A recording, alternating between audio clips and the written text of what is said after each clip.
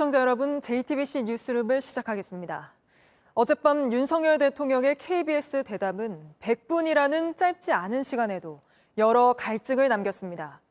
질문은 집요했고 답변은 소상했다는 대통령실의 내부 분위기와는 달리 여권 내부에서도 아쉬웠다는 반응이 나왔습니다. 관심이 가장 컸던 김건희 여사 명품백 수수 논란에 대해 매정하게 끊지 못한 게 문제라면 문제라곤 했지만 사과는 없었습니다. 단독 대담 기회를 잡은 KBS는 앵커가 먼저 나서서 파우치, 외국 회사의 쪼만한 백이라고 이 사안을 규정하기도 했습니다. KBS 노조는 오늘 대통령이 답하고 싶은 내용만 답할 수 있도록 무대를 열어줬다고 내부 비판에 나서기도 했는데 먼저 대담에서 나온 김 여사 관련 내용부터 유정화 기자가 전해드립니다. 윤석열 대통령은 김건희 여사 명품백 수수 논란에 대해 두 차례 아쉽다고 말했습니다. 사과나 유감 표명은 없었습니다. 대통령이나 대통령 부인이 어느 누구한테도 이렇게 박절하게 대하기는 참 어렵습니다. 매정하게 좀 끊지 못한 것이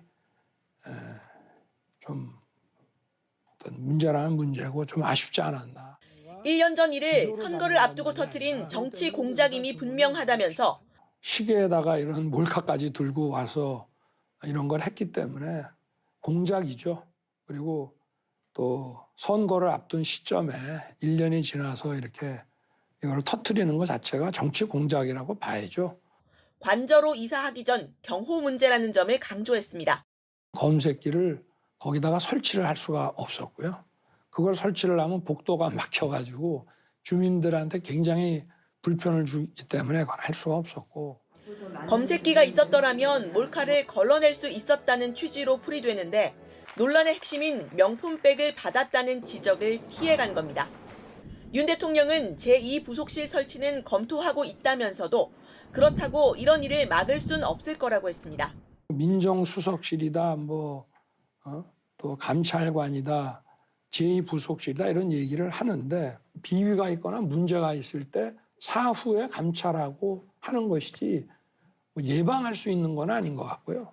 통보하고 밀고 들어오는 건데 그거를 박절하게 막지 못한다면은 제2부속실이 있어도 만날 수밖에 없는 거 아니겠습니까?